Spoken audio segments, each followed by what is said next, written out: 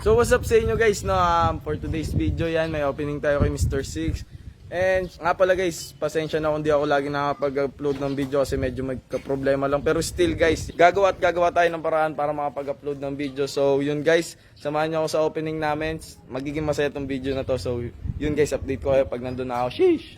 So yun guys, nandito na tayo sa opening ni Mr. Six, no? Yan, no? Tingnan mo naman, napakabongga. Opening pa lang yan guys. Tapos tignan nyo guys, di pa nabe-bless ni Father pero napakarami nang nabili. Solid talaga si Mr. Six. Ganyan siya kasarap guys. Ano pang inaantay nyo guys? Tikman nyo na. And dyan, nagchachap-chap na si ate. Pero syempre guys, bago ang lahat, yan, magbe-bless muna si Father. So panoorin nyo muna to guys. Sheesh! If we do our work well, whatever it may be, and offer it to God, to purify ourselves and to live on our heads and minds, we will and God's creation. Our work enable us to practice charity and to have the lesson faith that try to Christ we go in this land. Then bless the Lord. Then and pray that we shall be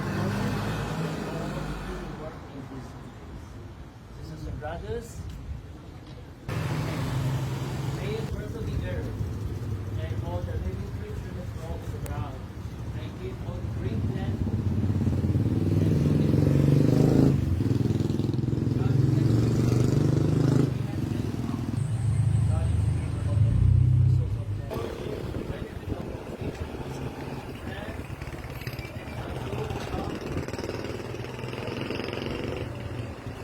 and that all those souls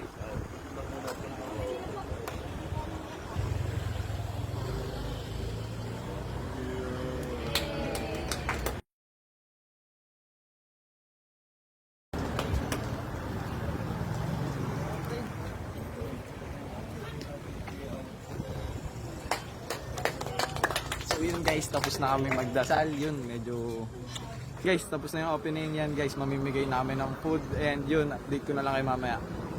So yun guys, tapos na si Father mag-bless ng store. Kitang-kita nyo naman guys, pila yung nabili. Sobrang daming nabili dyan. Kaya ano pang inaantay nyo guys, tikman nyo na tong Mr. Six. Hindi kayo magsisisi. Tingnan itong lempo, nakakagutom habang nagbo-voice records. Sobrang nakakagutom talaga guys.